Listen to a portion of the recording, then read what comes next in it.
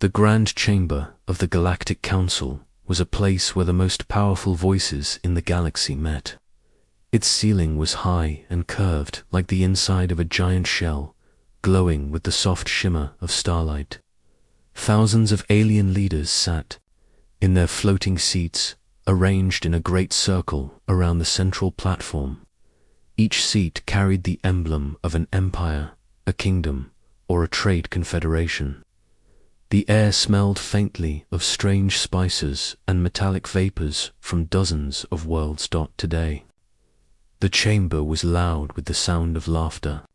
Not polite, political laughter, but sharp, mocking laughter that echoed off the walls. It was aimed at one species, humans. A tall, thin creature from the Varelian Empire leaned forward, his golden skin catching the light. "They are still using chemical-based missiles in some of their fleets," he said, and his voice dripped with amusement. Around him, more laughter erupted. A bulky, scaled warlord from the Krov Dominion slammed his claw on the table. "Fragile little bipeds. They think they can join our war councils. They would break under the recoil of our smallest cannons." Screens in the chamber displayed grainy images of Earth's ships, small by galactic standards. Their hulls a mix of old alloys and patchwork designs. The council members treated the images like a joke. The Tanar Syndicate's delegate waved a hand dismissively. "Look at them. They still have crews doing manual control during combat. It is like watching a child trying to steer a meteor." The laughter swelled. Even the elder members, those who usually remained silent, smiled at the mockery.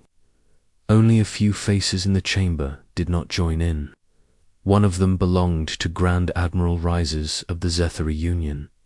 His eyes were half closed, his tentacles resting still. He had fought many wars and had seen something strange in humans before a glimmer in their eyes, an ability to adapt faster than any race he had known. But he said nothing.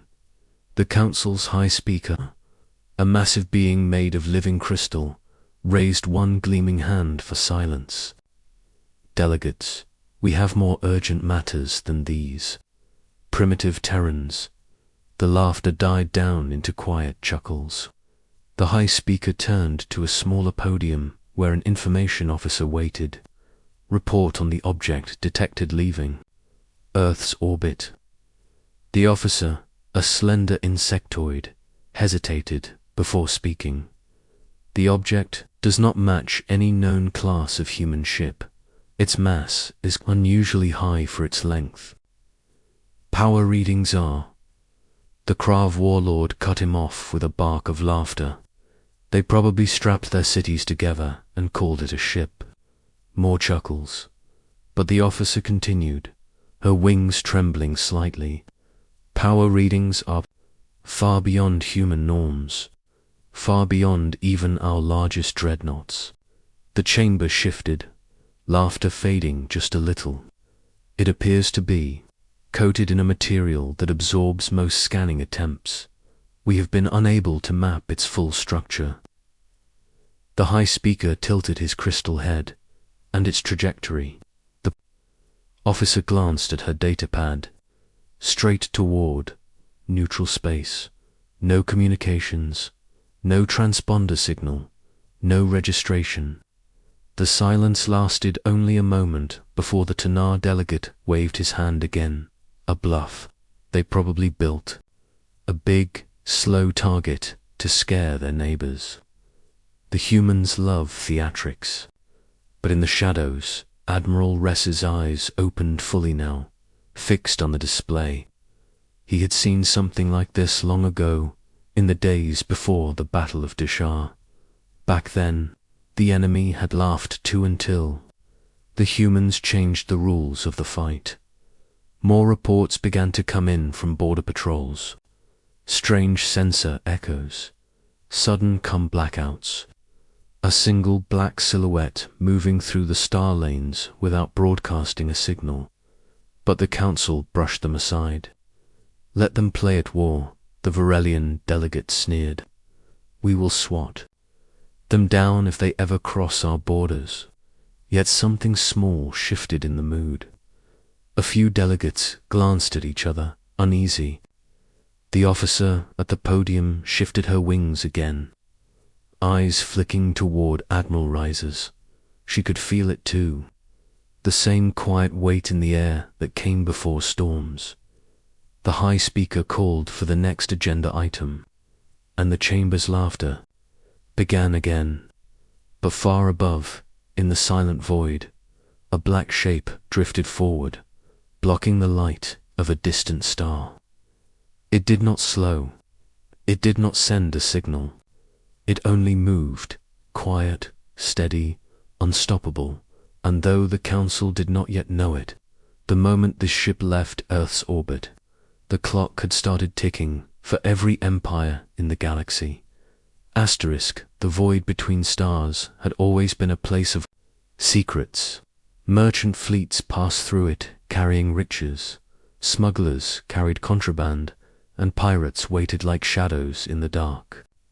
But lately, something else had been moving through the emptiness, something that left stories behind like cold trails of smoke. It began with a single report from a miner on the edge of the Karith belt. His message was short, shaky, and cut off. "Halfway, something big. No lights.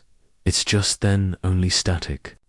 The mining station's scanners picked up a shape, massive and featureless, drifting across the outer rim. Its movement was smooth and deliberate, like a predator that knew exactly where it was going. At first, no one believed the report. Out here, in the lonely corners of the galaxy, people told wild stories all the time. But then came the second report. A trade convoy from the Narish system limped into port, missing 2 ships. The survivors claimed their escorts had vanished into a sudden communications blackout. No explosions, no day breaches, silence, and then nothing. By the third incident, the whispers had begun. Captains passing each other in deep space canteen leaned closer, voices low. "It doesn't appear on scanners. You only see it when it wants you to." The name spread quietly from one pilot to another. Nemesis. No one knew if that was its real name, but it fit. They said the ship swallowed light. Even when it passed close to a star, its hull stayed as black as a shadow at midnight. No engines. Flared, yet it moved faster than anything they'd ever seen. And it never hailed. It never spoke. Some captains swore that it wasn't just a ship, was alive. One freighter pilot, trembling in his seat at a border checkpoint, claimed that when it passed, he felt something watching him. Not with sensors, not with cameras, but with intent. "It knew me," he whispered, "like it could see my thoughts." The Galactic Council still mocked these reports. In the Great Chamber, delegates rolled their eyes and called it a human rumor campaign. "Humans," they said, "have learned to tell ghost stories now." But while they laughed, something strange began to happen. The traffic patterns along the human border shifted. Patrol fleets from alien empires began doubling their routes near Terran space. Merchant ships altered their courses to avoid direct approach vectors. Even the notorious pirate lords of the Vecca Nebula stopped raiding near the human rim.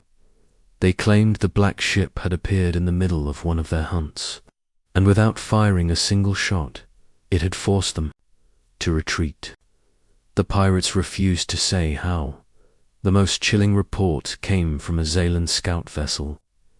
Its crew had been mapping asteroid clusters near the Rithic fringe when their systems failed one by one. Navigation gone, communications dead, weapons Through the front viewport, the captain saw a dark wall sliding silently into view. It wasn't smooth. It was covered in strange geometric panels. each absorbing the faint light of distant suns. No insignia, no running lights. The captain described how it turned slightly, revealing a vast barrel-like structure along its central spine.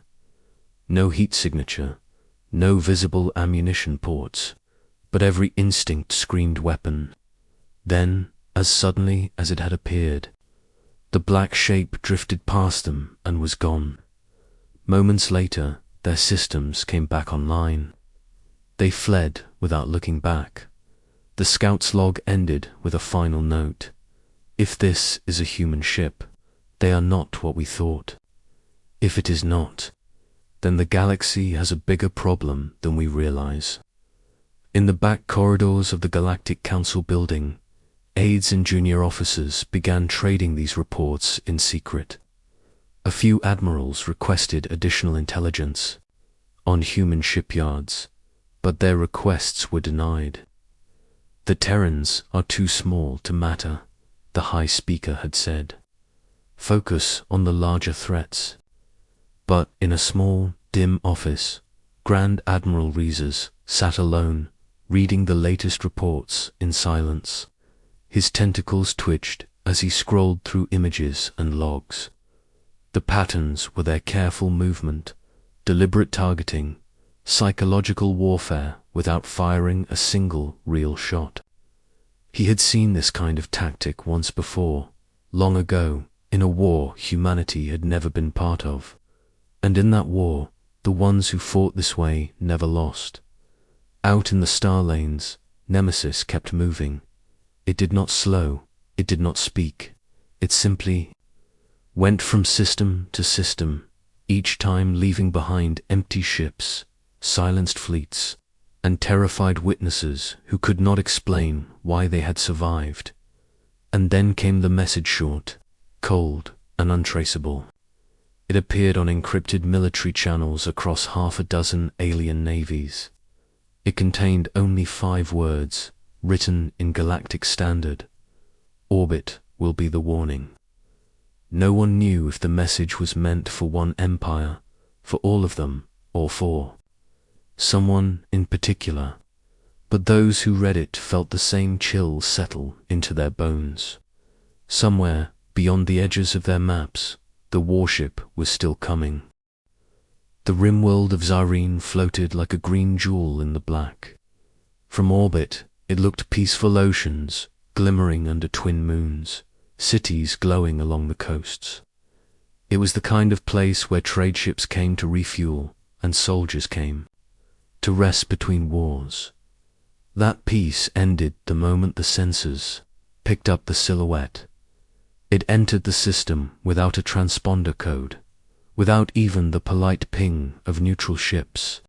A black shape against the stars, moving slow, steady, and direct toward the planet.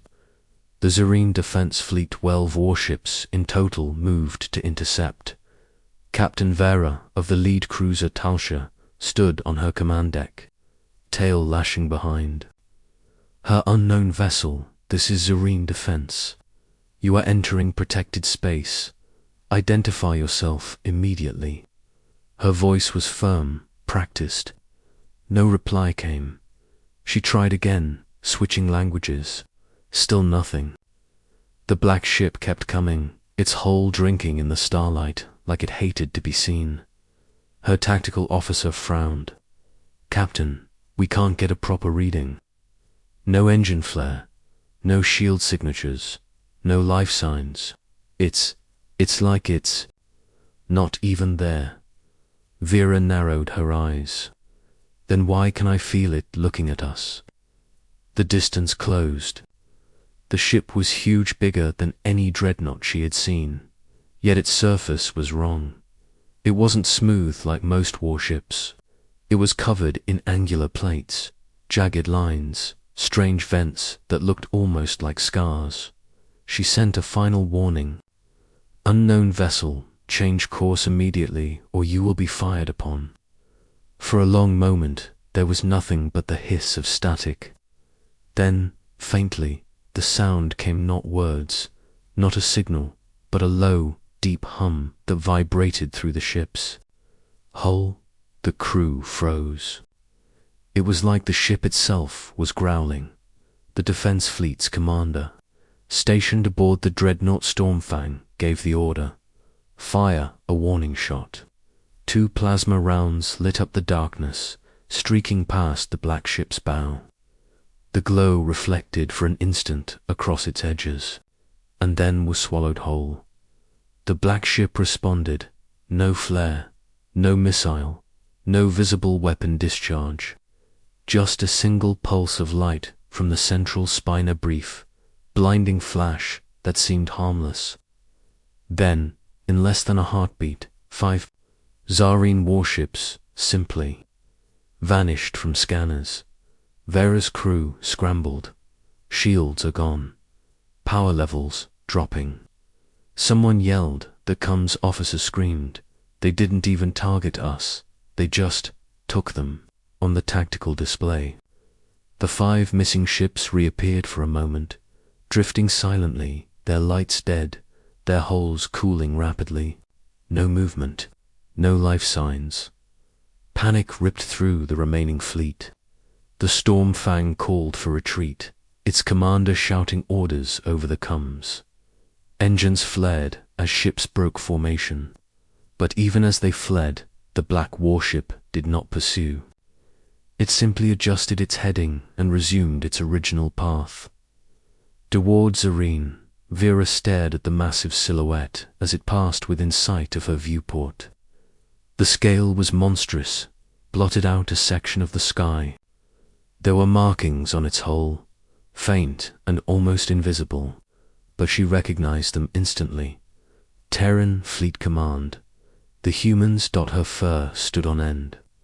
This was no rumor, no merchant's ghost story. The humans had built something the galaxy had. No answer for Anne, they had brought it here. The black warship did not fire again. It did not hail. It drifted past the crippled defense ships, through the orbital lanes, until it hung above the capital city of Zarine Prime. Then it stopped. A single, tight beam transmission was sent not to the defense fleet, but directly to the planetary governor's office. The message was short, spoken in flawless Zarine dialect. We will not harm you. Tell the galaxy we are coming. And then it was gone, its engines igniting in a silent burst of light as it vanished into the black dot in the council chambers light years away. The incident report arrived within hours. The laughter that had filled those halls in the weeks before was gone. Delegates read in silence, their faces pale. The numbers told the story. 12 defense ships against 1, and only 7 had returned, and not a single shot from the human warship had struck to kill. It had simply chosen to let them live. But the choice was the most terrifying part. From that day on, no alien fleet crossed into human space without permission. Merchant captains began altering their routes even more, and across the galaxy. The name Nemesis was no longer a whisper, it was a warning, because if this was what the humans would show in a single, restrained encounter, no one wanted to know what they would do when they decided to fight for real. The Galactic Council's homeworld was the heart of civilization. Its skies shimmered with fleets from 100 empires. Its towers stretched so high they pierced the thin clouds. On any given day, you could hear dozens of languages in the streets, smell spices from across the spiral arms, and see more wealth than entire worlds could imagine. It was here that the galaxy believed itself untouchable. No war had reached this world in centuries. No enemy had ever breached its orbit until today. The alert came first as a whisper in the council. Chamberan aide, leaning toward the high speaker, murmuring something in a low voice. Then the giant crystal figure froze, his glow dimming slightly. He rose to his full height, and the chamber's noise faded. Delegates, the high speaker said, his voice deeper than usual. Our outer orbital defense ring reports an unidentified vessel inbound. They request immediate guidance. The council erupted into chatter. Identifying ships was routine this world, saw more traffic than any other. But the room went still again when the next report came through. No transponder, no communications, hull scans, negative, absorbs all scans. In a small observation room above the chamber, Grand Admiral Rices watched the tactical feed. He didn't need a full scan to recognize the shape emerging from the void. The jagged hull, the unnatural black surface, it was the same ship he'd been tracking in whispers and rumors. The humans had arrived. The defense grid activated. Thousands of cannons along the orbital stations powered up, their barrels rotating toward the intruder. Carrier wings scrambled fighters, engines flaring as they took position. Still, the black warship moved forward. From the surface, people began to see it, a dark shadow sliding across the sky, blocking the sunlight as it descended into low orbit. The size was staggering. It dwarfed the largest alien dreadnoughts. Its presence was suffocating, like a storm front blotting out the horizon. The council chamber buzzed with panic now. The Tanar delegates shouted, "Fire on it now. Show these primitives they cannot threaten us." Others demanded negotiations. A few argued that perhaps it had come in peace, but their voices trembled, and their eyes betrayed them they were afraid. On the tactical feed, Rhesus watched as the warship came to a halt above the capital Magas. Its shadow swallowed the streets below, turning day into night. The city's traffic froze. Citizens looked up, pointing, their faces pale in the artificial darkness. Then, without warning, the comm systems across the entire planet activated. Every screen, every speaker, every projection lit up with the same image. The warship, silent and unmoving, with a single line of text beneath it in perfect galactic standard. "You laughed at us. Now you will listen." The voice followed a deep, steady human voice, calm but with weight behind every word. "For generations, you have mocked our people. You have called us weak, fragile, unworthy of standing among you. We have endured your insults, your blockades, your interference in our worlds. We have not forgotten." The delegates in the chamber sat frozen. The voice continued, "We did not come here to destroy you. Not yet, but you will understand this. Humanity bows to no one. From this moment, your fleets will not enter our space. Without permission, your merchants will trade with us as equals, and your armies will never again set foot on a human world." On the orbital defense grid, weapons remained locked on target, but no one gave the order to fire. The warship's presence alone seemed to drain the will to fight. The voice fell silent. For several long minutes, nothing happened. The warship did not move. No weapons fired.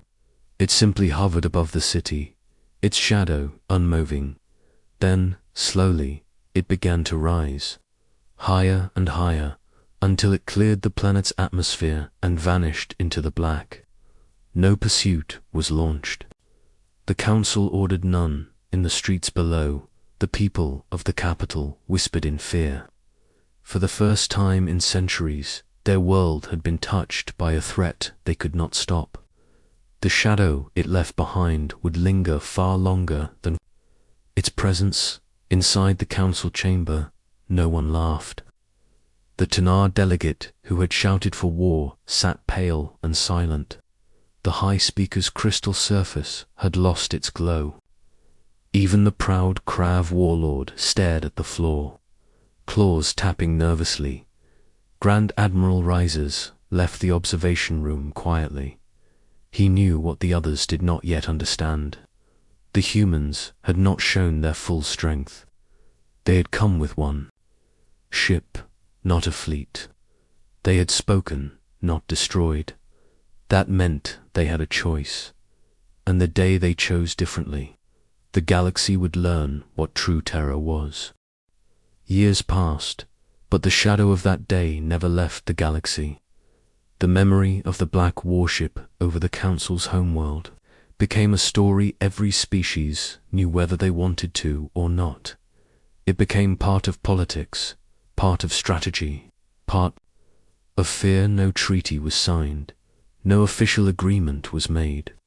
Yet from that day forward, there was an understanding one that no one dared to break. Alien fleets no longer crossed into human space without permission. The once busy trade lanes that cut through Terran sectors became quieter, the routes bending around human borders like rivers avoiding a cliff. Merchant captains spoke of the red zones on their navigation maps, places where the black warship was rumored to patrol. Even smugglers, who laughed at most dangers, avoided those paths, and the nemesis was always there. Sometimes it was seen, sometimes not. A silhouette drifting through asteroid fields, a shadow crossing the edge of a star's light, a sudden communication blackout followed by a silent withdrawal. It never fired, never destroyed, yet it was everywhere. Stories about it became myths. Some claimed the humans had built an entire fleet of these monsters, hidden in the dark between systems. Others whispered that the nemesis was not crewed at all, but controlled by an AI so advanced it could think faster than any organic mind. The most terrifying stories said it wasn't a ship, was a warning, and the real danger had yet to arrive. The galaxy's leaders tried to pretend they weren't afraid. They called the humans cautious allies in public speeches. They shook hands and signed trade deals. But behind closed doors, they made sure their fleets stayed far from Earth. One small incident changed everything again. A border patrol from the Drac Alliance drifted too close to a Terran-controlled system. Officially, it was a navigation error. Unofficially, the commander wanted to test the humans' reaction time. His ships crossed the line and entered a quiet, uninhabited sector. They didn't see it at first. The stars looked normal, the sensors showed nothing unusual. Then one of the junior officers noticed the readings like patterns shifting slightly, like something massive was blocking part of the starfield. The black hole slid into view. No lights, no markings. The nemesis. The commander ordered all ships to reverse course, but before their engines could fully power up, the comms channel came alive. No greeting, no threats. Just 3 words in perfect Drek dialect. Leave. Now. Forever. The fleet left. They never returned. The story spread faster than any official announcement. Across the galaxy, it became the final lesson. No matter your species, your wealth, or your army Sith, the humans told you to leave. You left. This was the unspoken rule. On Earth, the people heard these stories too. In the great shipyards of Luna and Mars, more warships were built, each one different from the next. But only the Nemesis carried the legend that stretched across the stars. Its hull remained the same black, light-drinking, almost invisible against the void inside the Terran Fleet Command. Only a handful of officers truly knew how powerful the warship was. They never spoke of its full capabilities, even among humans. Its secrets were locked away, passed only to those who would one day command it. Grand Admiral Rhesus, now retired on a distant Zathari world, heard the name often in his old age. Pilots spoke it with respect, merchants with caution, and soldiers with a hint of envy. He would smile faintly, remembering the day it had hovered over the Council's homeworld. He had known then that the galaxy had changed forever. One evening, as the twin suns set over his quiet home, Rhesus was asked by a young officer if he feared the humans. The old admiral looked toward the horizon and answered softly, "Fear is not the right word. The right word is understanding. You don't threaten what can end you without effort. You don't provoke what is already holding back." Far above, in the endless dark, the Nemesis drifted silently through the void. Its engines made no sound, its weapons stayed hidden, and its crew, if it even had one, watched without blinking. Every empire had spies, searching for signs of weakness in humanity. Every empire failed. The black warship was never caught off guard, never surprised, and so the galaxy lived in a careful balance. Trade continued, politics churned, wars flared between other species, but never near human space, because all knew the truth, even if no one spoke it aloud. The day the Nemesis came in anger, there would be no defense, no safe world, no second chance. Until that day, the humans waited, and the galaxy tried very, very hard not to give them a reason.